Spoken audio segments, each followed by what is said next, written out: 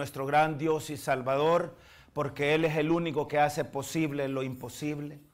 Él es el único que hace posible todas las cosas.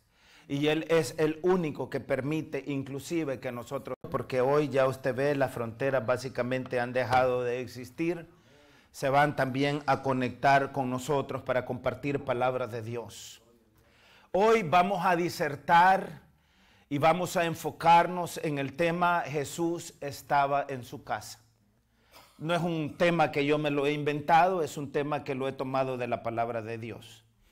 Y para eso quiero invitarles a venir conmigo a el Evangelio según San Marcos, al capítulo 2, amén, al capítulo 2. Pueden quedarse en sus asientos porque no vamos a leer de corrido la palabra, sino más bien vamos a irla leyendo en la medida que vamos compartiendo el pensamiento para el día de hoy. Quiero decirles, comenzar diciéndoles, hermanos, que los milagros que están registrados en la palabra de Dios son apenas muestras de la gran cantidad de milagros que el Señor Jesucristo llevó a cabo en esta tierra. Dice el apóstol Juan que si todas las cosas que el Señor hizo mientras estuvo aquí en la tierra hubiesen sido escritas, yo pienso, dijo él, que no caberían en toda la tierra los libros que se escribirían al respecto. Entonces en los evangelios lo que nosotros encontramos es en realidad una pequeña muestra de todos los milagros que el Señor hizo. La palabra del Señor dice, y es clara y es específica, cuando dice que desde que amanecía hasta que anochecía le traían enfermos, y dice que todos eran sanos. No eran solo unos sanos, unos sí y otros no. Todos, absolutamente todos eran sanos. Amén. Pero la razón por la cual los milagros y las cosas sobrenaturales y maravillosas que el Señor hizo y que están registradas en la palabra de Dios sucede de esa manera, es porque el Señor quiere que nosotros aprendamos. Dice la Escritura que toda Escritura ha sido inspirada por Dios y es útil para enseñar, para redarguir, para exhortar de todo pecado. Es decir, dice la palabra del Señor que está ahí, que en realidad está ahí para nuestra enseñanza. Amén. Y de cada una de estas cosas nosotros podemos aprender. Les decía que el tema de hoy es Jesús estaba en casa. Y usted sabe lo que pasa cuando nosotros estamos en casa, ¿verdad? ¿Qué pasa cuando estamos en casa? Hay algunos de ustedes con toda seguridad que a lo mejor me dirían, si yo les preguntara que se queden allá en casa, ustedes me dirían, no, es que yo no me siento cómodo dormir fuera de mi casa. ¿Verdad que muchos decimos así? No, es que yo ya estoy acostumbrado a dormir en mi cama. Hasta el hoyito está ahí donde yo duermo. Es decir, hasta el hoyito, hasta la postura, ya tiene las marcas de mi mano, de mi espalda, de mis piernas, de todo. Y dormir en otra cama no me gusta. Ay, no, a mí no me gusta ir afuera, dice mucha gente, ni de vacaciones, porque quedarse a dormir en esos hoteles es incómodo. Cama dura, cama aquí, cama allá, porque ya nuestra camita ya está ahí hecha a nuestra medida, ¿verdad? Nuestra casa ya está hecha a nuestra medida. Y por supuesto que hay mucha enseñanza también en eso. Amén. Aquí, en el Evangelio según San Marcos, en el capítulo 2, vamos a leer y vamos a compartir sobre la historia de un hombre paralítico que fue sanado. Pero no vamos a hablar solamente del paralítico. Vamos a hablar también de las personas que cargaron a este paralítico.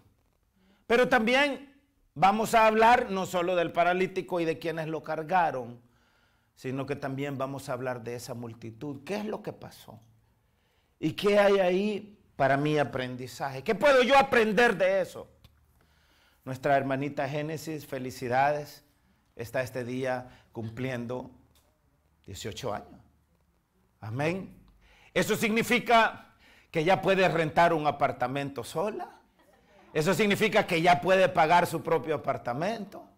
Ya puede pagar el cobro de electricidad, el cobro de agua. Mañana, lunes, no lunes porque es feriado, pero el martes ya va a ir a sacar su carro nuevo, amén. Va a firmar su propio contrato. Eso quiere decir que va a comenzar a tomar decisiones solas y que ya papá y mamá ya no los necesita porque ya tiene 18 años de edad. Si así fuera de fácil la cosa, ¿verdad? Amén. Si así fuera de fácil la cosa, amén. No es fácil cumplir mayoría de edad, como tampoco es fácil llegar al cielo. Si a usted le han dicho que llegar al cielo es fácil, le han mentido. No es fácil. Llegar al cielo es trabajo para gente comprometida. Es trabajo para gente madura. Es trabajo para gente con voluntad propia, con pensamiento propio. Es trabajo para valientes, dice la palabra del Señor. En la vida nos vamos a encontrar con los 1001 estorbos que van a tratar de evitar que nosotros lleguemos al reino de Dios. El propósito del pensamiento de este día, amados hermanos, es que nosotros nos demos cuenta que somos un pueblo que ha sido llamado para clamar, para interceder y para cargar a aquellos que no pueden interceder por cuenta propia. Por aquellos que no pueden hacer las cosas por cuenta propia. Por aquellos que están muertos aún en vida. Amén. Evangelio según San Marcos, capítulo 12, estamos ahí. Leemos la palabra en el todopoderoso nombre de nuestro gran Dios y Salvador Jesucristo. Dice el apóstol Pablo escribiendo a los colosenses. Dice que todo lo que hagáis de hecho o de palabra, hacedlo todo en el nombre de Jesús. Y nos dice la palabra en el versículo 1, entró Jesús otra vez en Capernaum después de algunos días. Eso de otra vez significa que en los días previos había estado en esta ciudad de Capernaum. Amén. Y vea lo que dice, de ahí tomamos el título del pensamiento de hoy. Y se oyó que estaba, ¿en dónde? En casa. Mire qué bonito esto. Amén.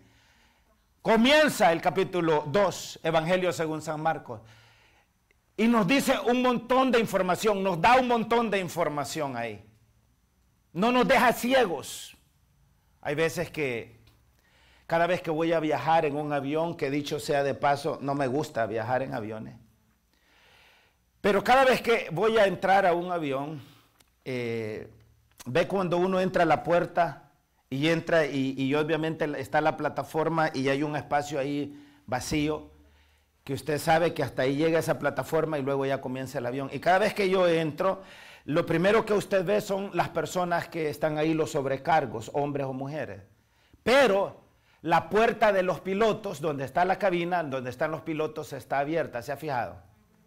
Y yo siempre, por curiosidad, cada vez que voy ahí y paso ahí y a mi izquierda está la puerta donde están la cabina y los pilotos, siempre le doy una miradita. Siempre, y puedo estirar la cabeza hasta donde puedo y le doy una miradita. Generalmente está el piloto y el copiloto con unas cositas ahí escribiendo. Pero lo que yo veo es un montón de controles. Lo que yo veo son un montón de paneles. Lo que yo veo son un montón de cosas al frente y arriba y por todos lados en esa cabina. Y luego camino y me voy a buscar mi asiento, ¿verdad? Entonces, aquí es como una cabina, si usted se puede imaginar una cabina de avión, la escritura. Amén, hay un montón de información. Ese montón de botones que están ahí, no están ahí por estar ahí, no están ahí por estorbar, no están ahí por confundir, están ahí porque hay una razón. Y muchas veces cuando nosotros leemos la escritura, no nos damos cuenta que hay un montón de información. Y aquí de nuevo nos dice que entró Jesús otra vez en Capernaum. Capernaum era la ciudad en donde vivía la suegra del apóstol Pedro. Usted habrá escuchado que en una ocasión el Señor llegó a visitar a su suegra y a la suegra, perdón, no del Señor, sino a la suegra del apóstol Pedro, y que la suegra estaba enferma, ¿se acuerdan? Y dice que el Señor llegó y la sanó. Ah, pues ella vivía en la ciudad de Capernaum. Muchos creen, muchos entendidos y teólogos de la palabra creen que el Señor Jesús había llegado en Capernaum a la casa de la suegra del apóstol Pedro. Amén. Y que por eso el Señor estaba en casa, porque obviamente aquella mujer, aquella señora, la mamá de la esposa del apóstol Pedro, a quien él entregó las llaves, obviamente después de haber sido sana, estaba muy agradecida con él. Y la casa de ella se había convertido en la casa de Jesús. Mire cuánta información hay ahí. Ahora, yo quisiera comenzar haciéndoles también algunas preguntas. ¿Qué tan cierto es que su casa es la casa de Jesús? O sea, si el Señor Jesucristo visitara su ciudad, ¿será que se diría de Él que en esa ciudad en donde usted vive, Jesús estaba en su casa? Mi papá, desde que tengo memoria, me enseñó a que a la hora de comer había que comer en la mesa. Era papá, mamá, mi hermana y yo, éramos 4 en esa familia. Y siempre comíamos a la mesa. Y siempre él, desde que yo recuerdo, siempre decía buen provecho. No importa que tan pequeños éramos, mi hermana y yo, siempre él decía buen provecho. La próxima vez que usted me vea a mí comiendo tortillas, fíjese cómo agarro y cómo parto las tortillas. Lo hago como mi padre me enseñó. Yo cada vez que veo una tortilla, yo lo que veo es la mano de mi padre. Él agarra la tortilla así. Bueno, con esta mano, porque aquí tiene el tenedor, con esta mano agarra la tortilla y con estos dedos le mete este dedo abajo a la tortilla y con los otros 2 la parte así. Eso es lo que vi toda la vida. Pero, aparte de decir buen provecho a la hora de comer, cada vez que una persona llegaba a visitar, él decía, está en su casa. Otra cosa que yo tengo, esta costumbre, eso es de mi padre, está en su casa. Pero la pregunta permanece, ¿qué tan en su casa está Jesús cuando está en su casa?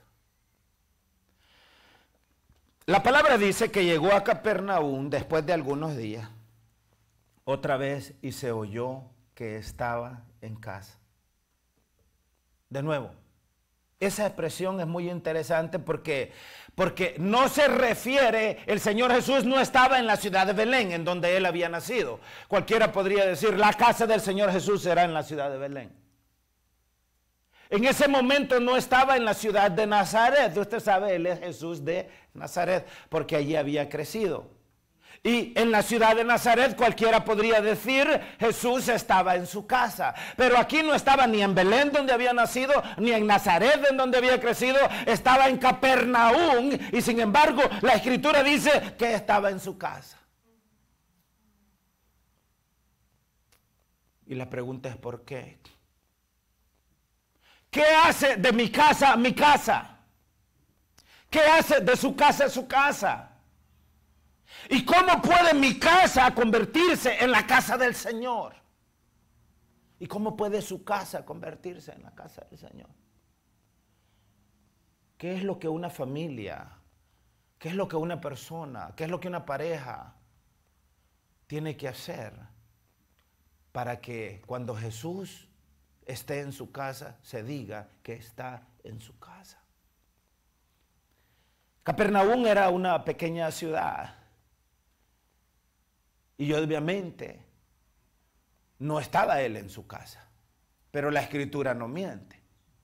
La Escritura dice que se oyó que estaba en casa. Es decir, cuando se dice se oyó es que la gente estaba diciendo que Jesús estaba en su casa. Y la pregunta es, ¿por qué decía eso la gente? Yo quiero comenzar con este pensamiento.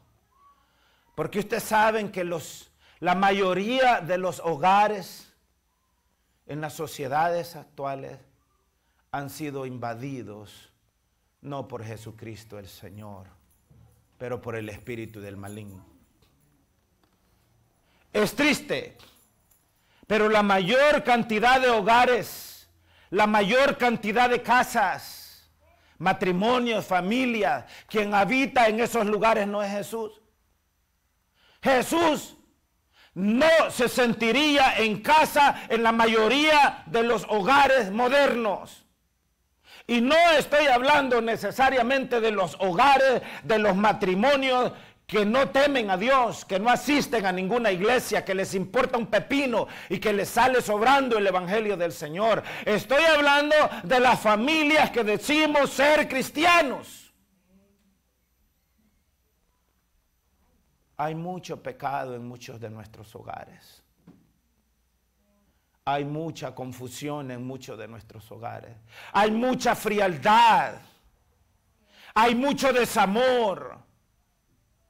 Hay demasiadas cosas que existen y que trabajan en detrimento de nuestra felicidad, que nos roban nuestra paz, que nos hacen sentir miserables, tristes, acongojados, estresados, llenos de enfermedades. Amados hermanos, la ciencia ha demostrado y se ha demostrado que la mayoría de las enfermedades tienen su raíz en el espíritu humano.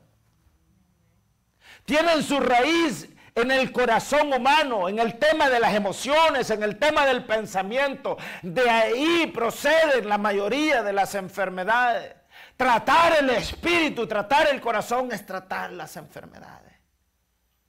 Los dolores de cabeza, las migrañas, tantas enfermedades que padecemos los seres humanos tienen su raíz en problemas espirituales, de índole espiritual.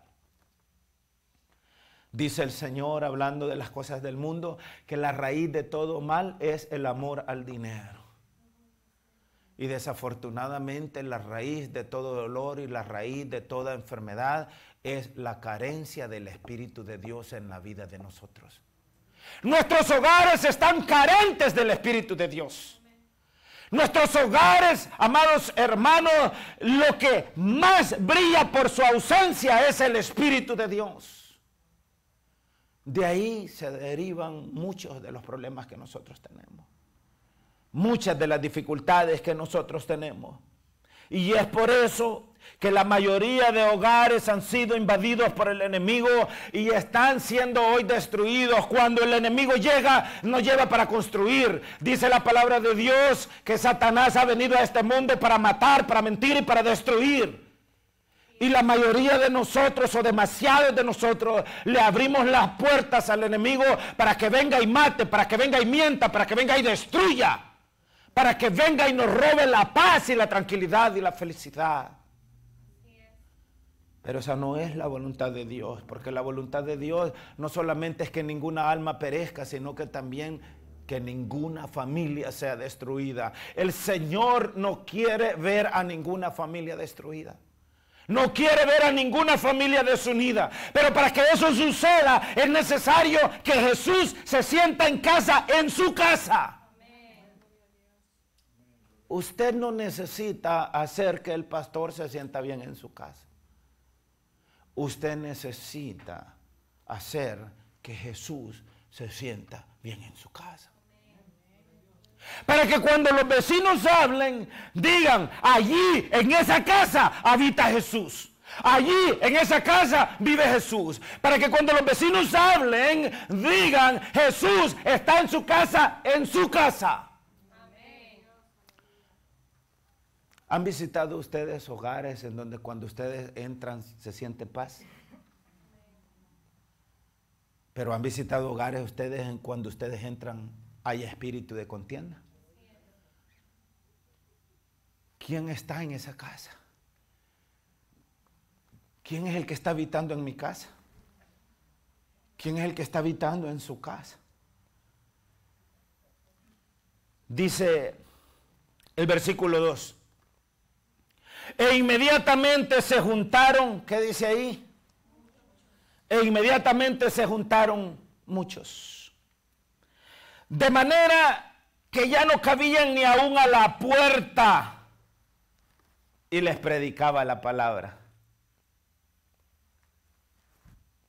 Vea, el número de personas o multitud de personas no es sinónimo de salvación. El hecho que, entre comillas, muchos querían ver a Jesús, no significaba necesariamente que eso les garantizaba su salvación. Muchos venimos a la iglesia, pero no por eso estamos en obediencia. Muchos decimos que creemos en Dios, pero no por eso somos obedientes a la palabra de Dios. Allá afuera, la mayoría de gente están en las discotecas y pregúntenle si creen en Dios, le van a decir que sí, con una cerveza en la mano. Hay mucha gente ahora mismo vendiendo drogas, vendiendo todo tipo de narcotráfico y le van a decir que creen en Dios. De hecho, los narcotraficantes hasta se han hecho su propio Dios. Allá en México le llaman la Santa Muerte. Porque creen en un, entre comillas, ser superior. Pero el hecho que muchos digan que creen o querían venir a verlo no garantizaba en lo absoluto que eran salvos. Toda esta cantidad de gente, ¿a qué venía? ¿Por qué estaban ahí? ¿Ustedes creen que estaban ahí porque genuinamente estaban buscando un arrepentimiento? Porque genuinamente estaban buscando encontrar el camino a la salvación, entender la palabra, estudiar la palabra, ser alumbrados con el entendimiento de la palabra y del Espíritu de Dios. La intención de venir a escuchar al Señor Jesucristo es importante, pero no es suficiente. La palabra de Dios dice que sin fe es imposible agradar a Dios, pero la fe es el producto de la obediencia. La fe es el producto de la voluntad. La fe es el producto de mi amor, es el producto de mi compromiso, es el producto de mi carácter, es el producto de mi unción. La palabra del Señor dice que Él en todos lados se agrada con aquellos que con corazón limpio buscan al Señor. ¿Cuántas veces hemos venido a la iglesia con el corazón no tan limpio? ¿Cuántas veces hemos venido a la iglesia inclusive enojados, molestos? A veces hasta enojados hasta con el pastor. ¿Cuántas veces hemos venido a la iglesia más por compromiso que por necesidad y deseo de agradar al Señor? Imagínense la palabra del Señor, el rey David, esto a cada rato lo decimos. Yo me alegré cuando me dijeron a la casa de Jehová iremos. Note, no dijeron a la casa del pastor, no dijeron a la casa de la familia Valdés o de la familia Méndez o de la familia Ayala o de la familia Sánchez. No, dijeron a la casa de Jehová iremos. Y cuando nosotros vamos a la casa de Jehová, eso es automático.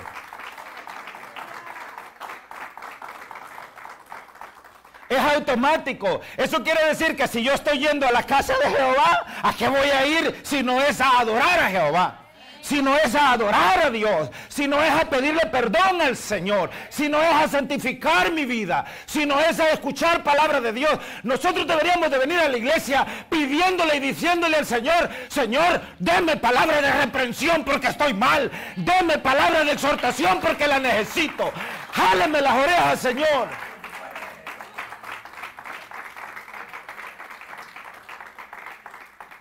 Hermanos, a menudo necesitamos que se nos jale la oreja.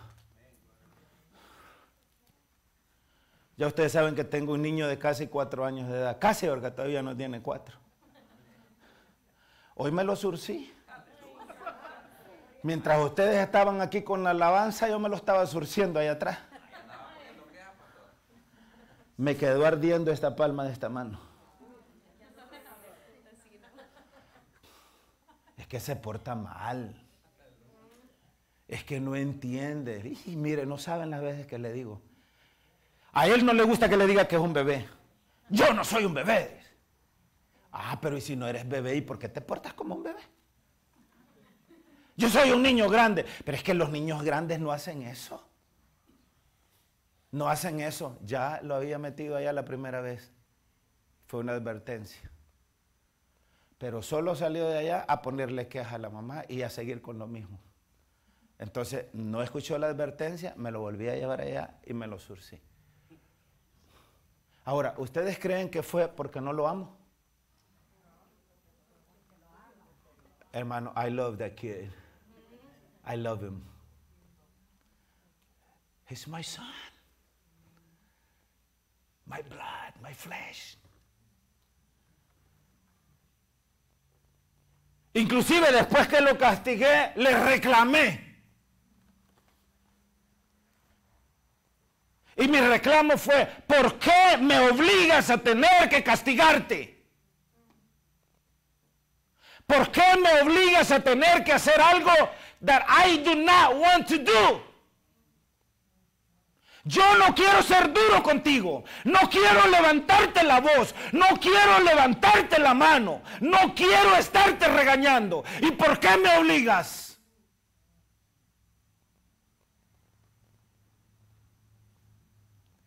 ¿Cuántas veces ha obligado usted al Señor a que le castigue? ¿Cuántas veces ha pedido a gritos, Señor Jesús, ven y zúrceme?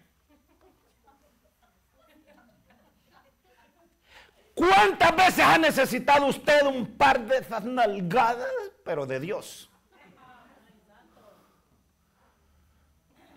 ¿Cuántas veces ha necesitado usted un jalón de oreja? ¿Cuántas veces ha sido necesario que Jesús le levante la voz y le pregunte, why? ¿Por qué? ¿Cuántas veces le ha dicho usted al Señor, yo ya no soy un niño, ya soy un adulto? Y Él le ha dicho, y si eres adulto, ¿por qué no te comportas como un adulto? ¿Por qué no actúas como un adulto? ¿Por qué no piensas como un adulto? ¿Por qué no haces las cosas que hace un adulto? Cumplir 18 años no es suficiente para ser considerado un adulto. Es que la adultez tiene que ver con el pensamiento, no con los años. Tiene que ver con el corazón y no con los años. Tiene que ver con el espíritu y no con los años. Y a su nombre. Muchos querían ver a Jesús. E inmediatamente se juntaron muchos, de manera que ya no cabían ni aún a la puerta, y les predicaba la palabra. No se trata de que sean muchos o que sean pocos. No se trata de que escuchen o que no escuchen. La pregunta es, ¿qué tan obediente es usted? Porque de eso depende que Jesús se sienta en su casa como en su casa. Depende de su obediencia. ¿Ustedes creen que el Señor se va a sentir en su casa cuando usted es desobediente? Cuando no hace caso. Cuando todo el tiempo está pecando y haciendo cosas que usted sabe que no tiene que hacer. Cuando no pone la palabra de Dios como obra en su vida. Cuando usted cree que absolutamente nada va a pasar. Porque usted no entiende que todas las cosas que nosotros hacemos están, aunque sea en este mundo temporal, están siendo escritas en la eternidad. La palabra de Dios no miente cuando dice que en el día del juicio los libros serán abiertos y los hombres serán juzgados por todas las cosas que estaban escritas en los libros y van a ser juzgadas por todas las cosas que hicieron mientras estaban en el cuerpo. Eso quiero decir que todo lo que nosotros hacemos día con día está siendo escrito en la eternidad. Y ese libro de todas sus obras un día se va a abrir y el Señor le va a decir, vení para acá, papá. Vení para acá, hacedor de maldad. Ahora andan muchos por ahí sonriéndose, burlándose, creyendo que nunca va a llegar ese día, y ese día va a llegar a la hora que usted menos se dé cuenta.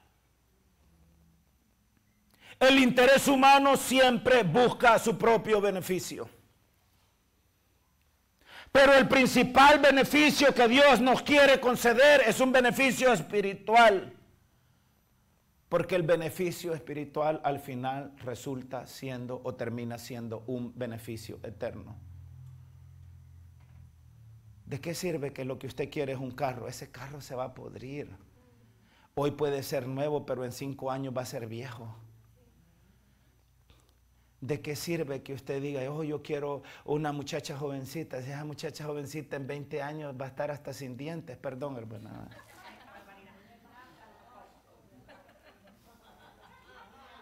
¿De qué sirve que usted diga, yo quiero un muchacho handsome, de 20 años, así musculoso, fuerte, peludo como Anthony?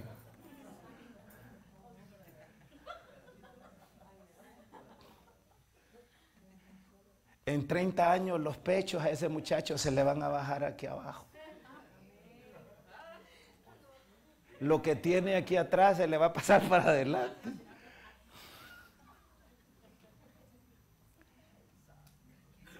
No son bendiciones materiales, temporales, humanas las que el Señor quiere darnos. Son bendiciones eternas, espirituales. El Señor dijo, mi carro te dejo, mi casa te doy. ¿Va que no dijo? Mi casa te dejo, mi casa te doy. ¿Va que no dijo? Mi dinero, mi cuenta de banco te dejo y eso te doy. No, Él dijo, mi paz os dejo. Mi paz os doy. Mire usted, no como el mundo la da. Allí es donde viene, amados hermanos, la verdadera pasión. Allí es donde está la unción. Al Señor no le interesa que seamos pocos o que seamos muchos. No le interesan las multitudes. Lo que Él está buscando es la obediencia. ¿Qué tan obediente esté usted? ¿Qué tan interesado está en poner las cosas de Dios por obra en su vida? El otro día, ya ustedes conocen a Willy, ¿verdad? Cómo él habla este idioma que nosotros hablamos, el castellano. Y a veces andamos por ahí entre gente que no habla español, ¿verdad?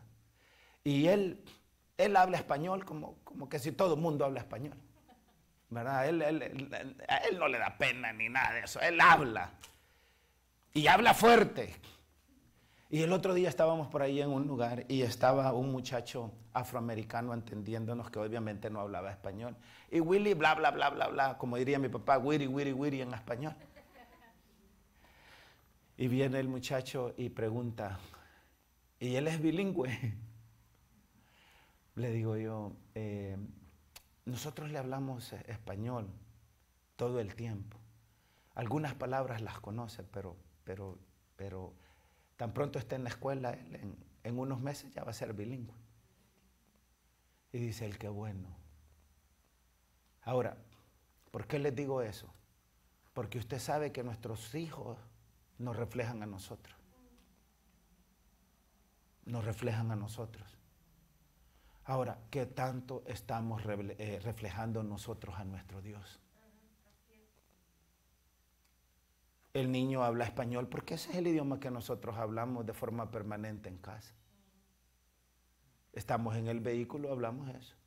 O sea, el único momento que no hablamos castellano es cuando oye una persona que no habla castellano. Pero de ahí, el resto del tiempo hablamos castellano. ¿Y cuál es el idioma que habla el niño? Ese. ¿Qué tanto habla usted el idioma del Señor? ¿Qué tanto piensa como el Señor? ¿Qué tanto siente como el Señor? ¿Qué tanto ama como el Señor? ¿Qué tan humilde es usted como el Señor? ¿Qué tan en casa se siente el Señor en su vida? ¿Qué tan en casa se siente el Señor en mi vida? Esa es una pregunta que deberíamos de tenerla de una forma permanente. Es por eso que la Escritura nos exhorta a que busquemos primeramente el reino de Dios y su justicia. Todo lo demás, amados hermanos, va a ser añadido. Entonces, vea cómo la Escritura nos va llevando. Y vea lo que dice a continuación en el versículo 3.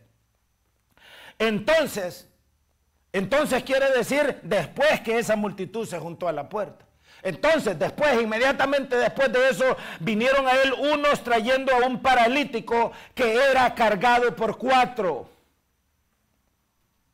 4. Paralítico.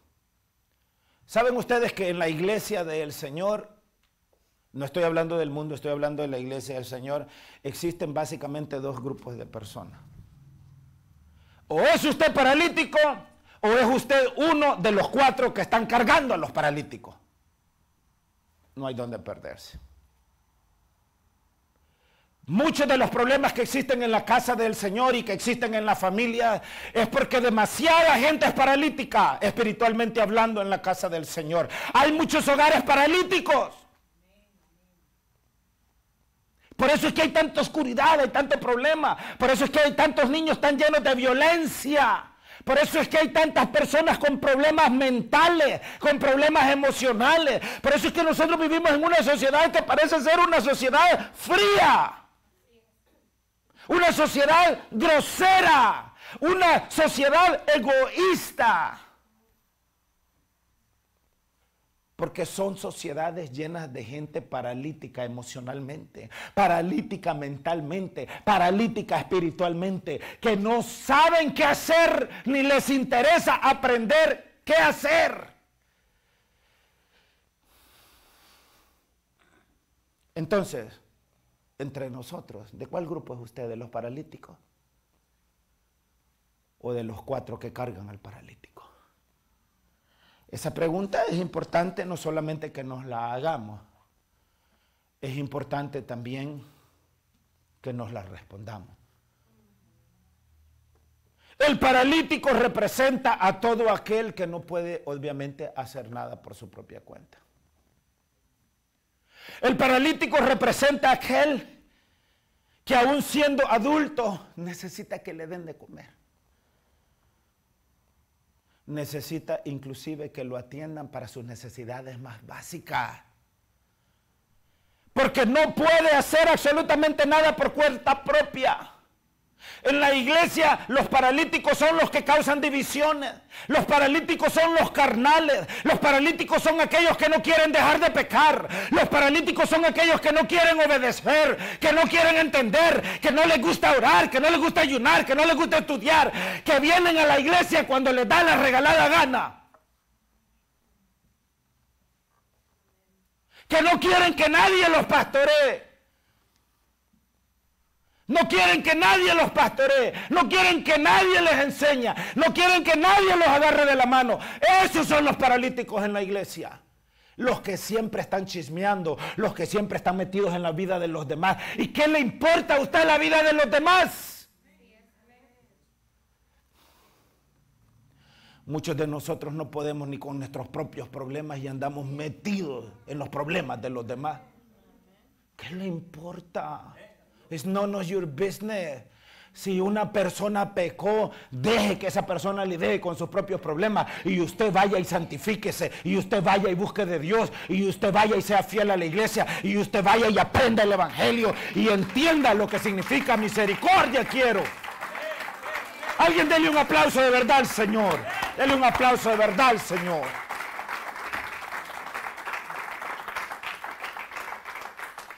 La palabra del Señor llama a este tipo de paralíticos carnales, creyentes carnales. La palabra de Dios dice que los que caminan en el Espíritu de Dios, llenos del Espíritu de Dios, allí es donde hay libertad.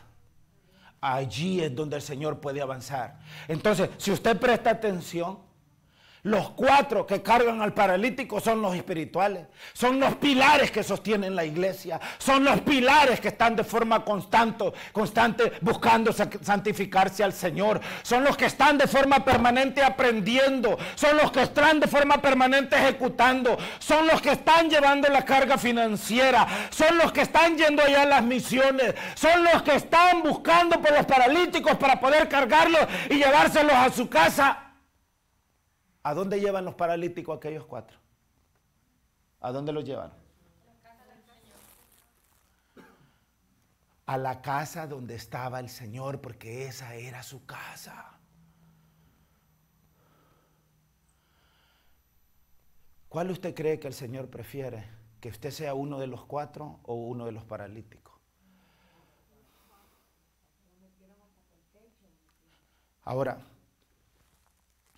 si usted es uno de los paralíticos, y eso lo sabe usted, que esto sea una palabra de reprensión para su vida. No debe y no puede seguir siendo paralítico. Es como, ¿ya han escuchado ustedes el cuento del hombre Aragán? Era tan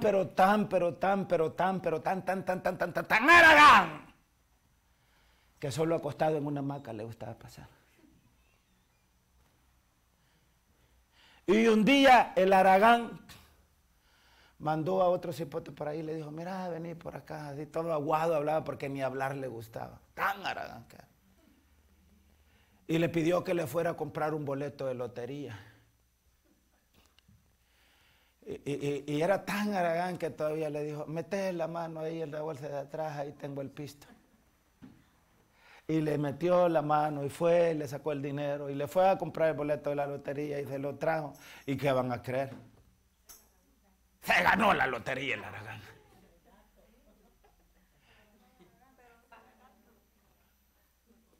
Y cuando llegaron y le dijeron, señor Aragán, se ganó la lotería. Él solo se dio la vuelta. Vaya, pues métanme el pisto allá.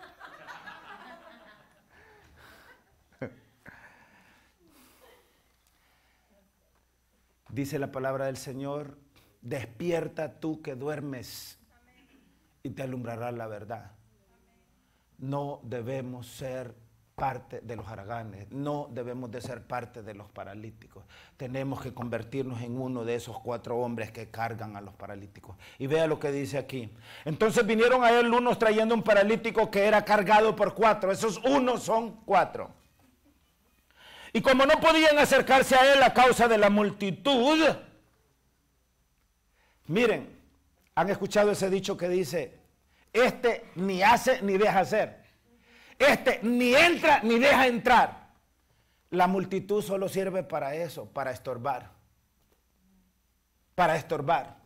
Aquí estaban los 4, los espirituales, los oradores, los ayunadores, los lectores de la palabra, los llenos de conocimiento, los llenos del Espíritu de Dios. Y tenían un paralítico y allí estaba Jesús, pero allí estaba la multitud sirviéndoles de piedra de tropiezo. Hay gente que dice, qué bendecida esa iglesia, mire qué multitud hay. La multitud solo sirve para estorbar. Don't let that fool you. No deje que eso le engañe. El Señor solo necesita 4. No necesita una multitud, necesita 4. Y como no podían acercarse a él a causa de la multitud, descubrieron el techo de donde estaba y haciendo una abertura, bajaron el lecho en que yacía el paralítico. Mire usted lo que dice ahí. Está hablando del trabajo de los verdaderos amigos. Yo estuve 15 años trabajando en un proyecto de comunicaciones en El Salvador. Y los primeros años, según yo, tenía un montón de amigos. No me ajustaban los dedos de la mano ni de los pies para contar a mis amigos. Pero a manera fue pasando el tiempo. Los amigos comenzaron a desaparecer y comenzaron a desaparecer y comenzaron a desaparecer.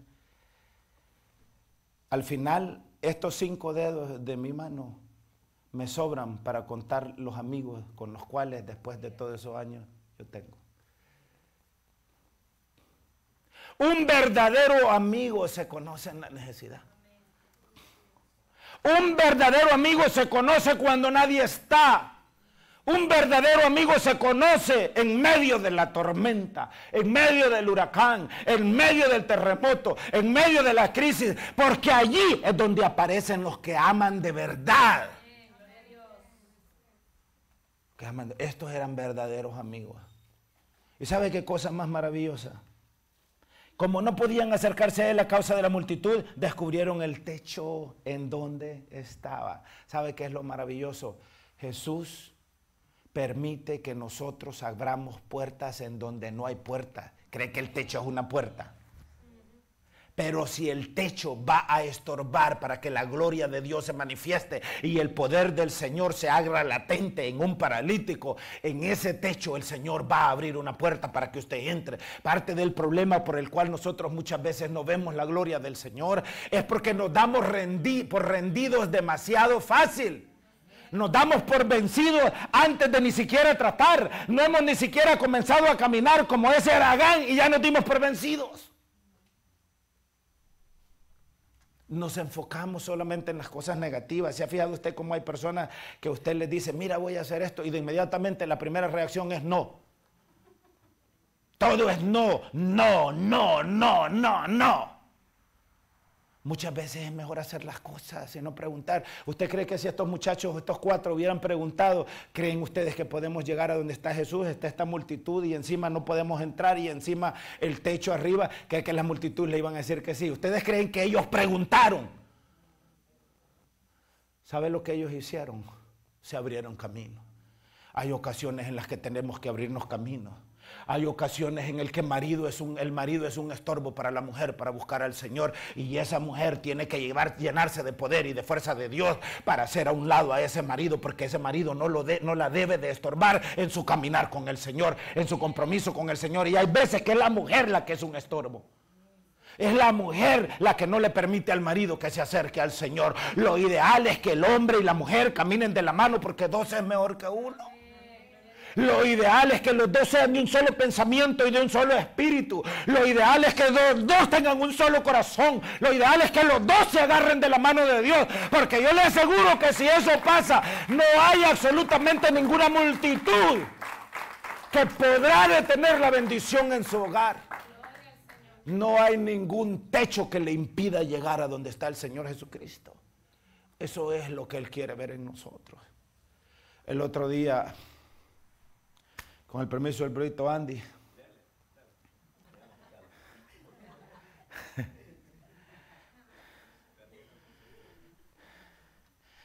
me contaba de lo trabajador que es Anthony. Y me decía,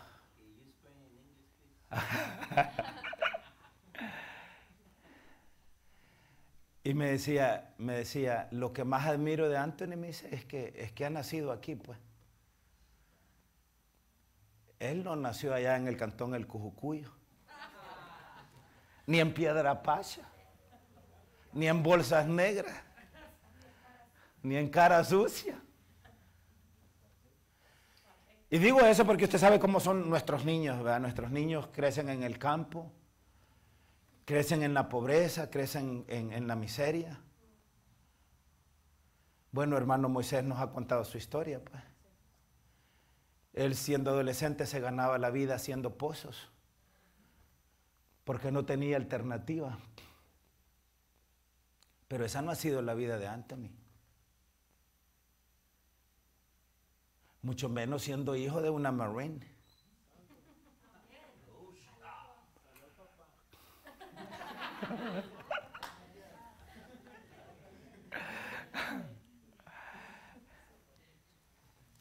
Y me decía, el hermano testimonio del Brito Andy, me decía que tenían que hacer romper un concreto y hacer un hoyo.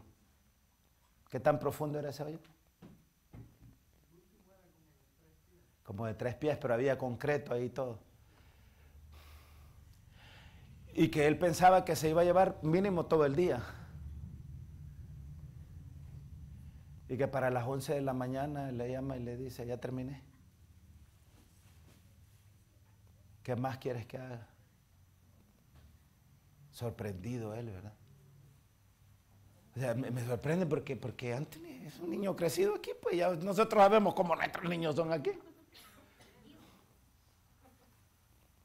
Si hubiese sido un niño como el hermano Moy, nos sorprendería.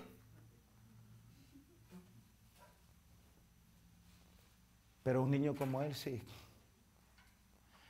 El Señor quiere que nosotros lo sorprendamos. El Señor quiere que nosotros le demostremos que podemos hacer cosas que nadie cree que nosotros podemos hacer. El Señor quiere que nuestra fe sea tan grande que mueva montañas, como dice la palabra.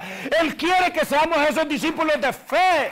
La palabra dice y el Señor dice, las cosas que yo hago mayores que estas vosotros haréis. Él quiere que lo sorprendamos. ¿Cuántos quieren sorprender al Señor? Oh, yo quiero sorprender al Señor. Él quiere que usted lo sorprenda. Porque cada uno de nosotros tiene capacidades que ni nosotros mismos sabemos que tenemos. Alguien diga gloria a Dios.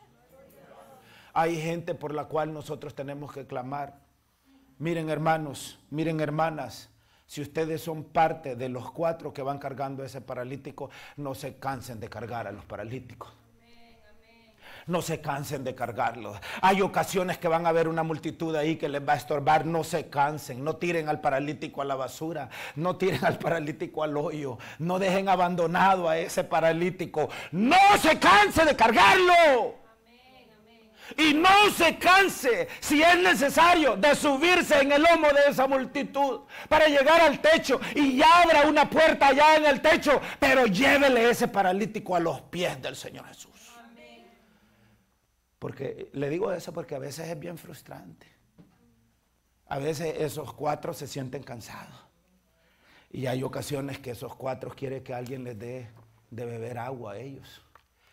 Hay veces que esos 4 dicen, ya no puedo, estoy frustrado, demasiado paralítico en esta iglesia. Amén.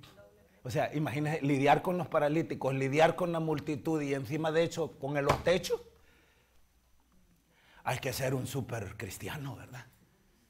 Hay que ser una súper cristiana. Pero ¿sabe qué? En la debilidad el poder de Dios se hace manifiesto. Y eso es precisamente lo que está buscando el Señor. Amén. Él quiere que nosotros agarremos a aquellos cuyos pies no se pueden mover, que no pueden caminar, los que no pueden mover sus manos, los que no pueden clamar, aquellos que no pueden alzar su voz, que no tienen la capacidad de orar. Él quiere que usted ore por ellos. Él quiere que usted levante las manos por ellos. Él quiere que usted doble rodillas por ellos. Él quiere que usted ayune por ellos. Él quiere que usted los traiga a la iglesia, acomodé el lugar, pero tráigalos a la iglesia, porque en la iglesia está el Señor. Lléveles a la presencia del Señor. No nos cansemos de hacer el bien.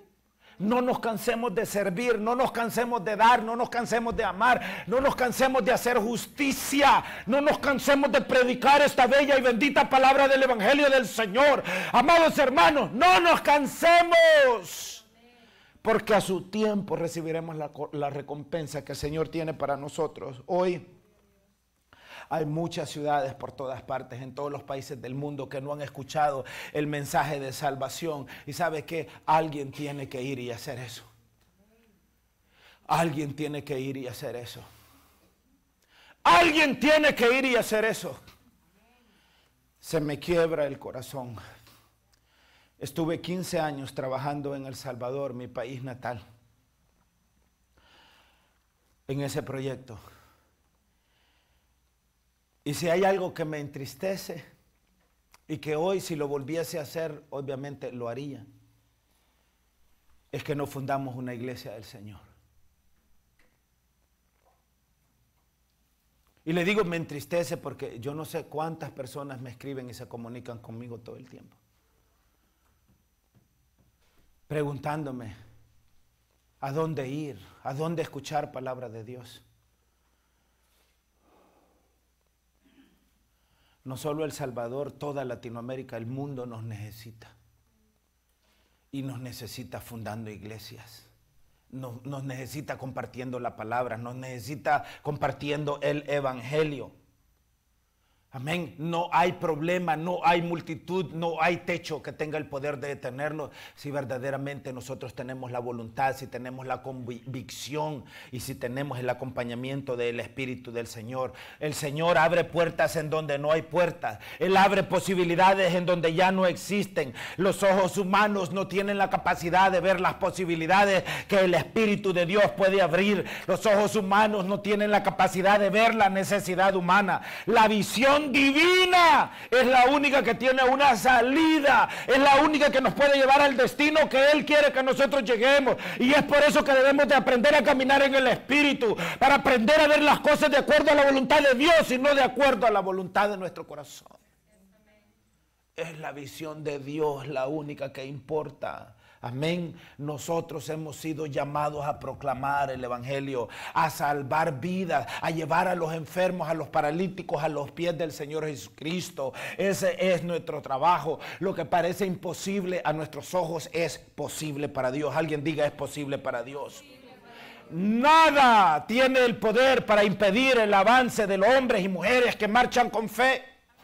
Hace muchos años, yo no sé cuántos años, les dije acá en este templo que un hombre o una mujer de fe no necesita que los demás crean en él. El Señor no necesita de esas multitudes. Está buscando a 4. ¿Será que hay 4 aquí? ¿Será que hay 4 aquí? ¿Será que hay 4 aquí? Eso es lo único que el Señor está buscando. Está buscando 4. 4. Y vea lo que dice ahí el verso 4. Como no podían acercarse a él a causa de la multitud, descubrieron el techo de donde estaba y haciendo una abertura bajaron el lecho en que yacía el paralítico. Y vea lo que sucede. Al ver Jesús la fe de ellos, la fe de los 4, no la fe del paralítico, porque el paralítico no estaba pidiendo sanidad, eran los 4 que estaban pidiendo sanidad. Se da cuenta cómo a los paralíticos les vale un pepino la iglesia. Que si se pagó la renta, que si se pagó la luz, a los paralíticos no les importa y son buenos para reclamar.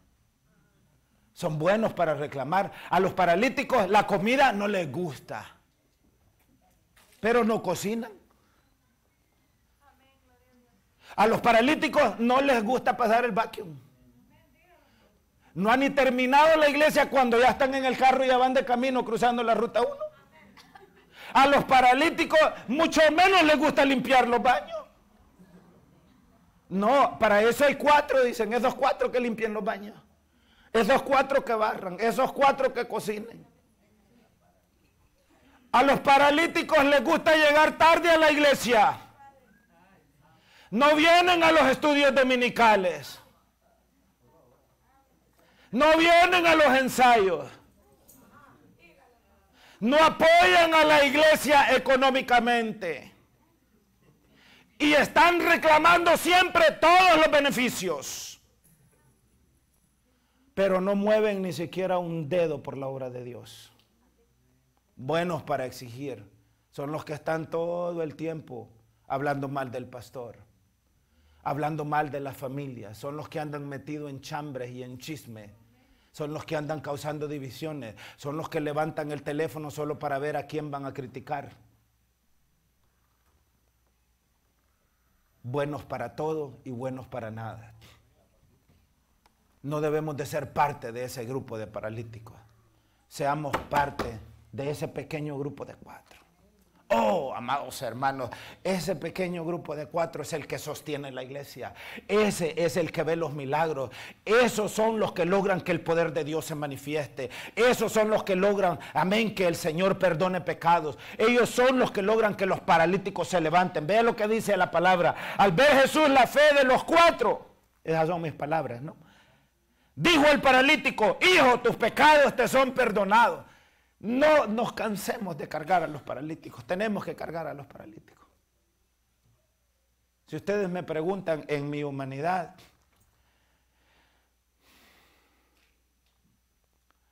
ya tengo casi 30 años en esto. Sí, me he frustrado con paralíticos muchas veces.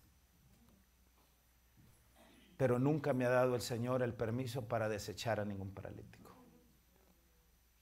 Y después de todos estos años entiendo que cuando el Señor dice: tome tu cruz y sígueme, lo que Él está diciendo es: échate a los paralíticos al lomo y sígueme. Pero, de nuevo, los paralíticos son los desentendidos. Los paralíticos no pueden pedir por cuenta propia y por lo tanto arriesgan su salvación.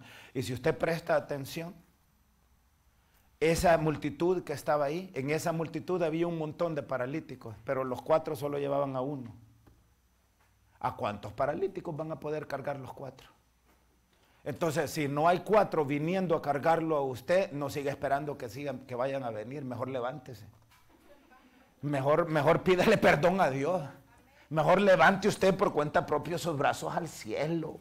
Amén. Fortalezca sus piernas, su espíritu y dígale: Señor, heme aquí, Señor. Cuando el Señor pregunte: ¿a quién enviaré? Dígale: heme aquí, yo iré a predicar este evangelio, a llevar buenas nuevas de salvación. Yo iré a vivir la vida que tú quieres que viva, Señor. Yo quiero lograr que el poder suyo se manifieste en la vida de las personas, porque para eso es el evangelio. El evangelio no es para vivirlo en el más allá. El evangelio es para vivirlo en el más acá. Pero tenemos que entenderlo y tenemos que aplicarlo en nuestra vida. Amén. Entonces, voy a cerrar con la misma pregunta con la cual comencé. Solamente hay dos grupos de personas. El grupo de los 4, que son los que cargan al paralítico, o el grupo de los paralíticos. ¿De cuál de esos dos grupos es usted? ¿Y en cuál de esos dos grupos va a escoger usted vivir? Pongámonos de pie. En el nombre de Jesús.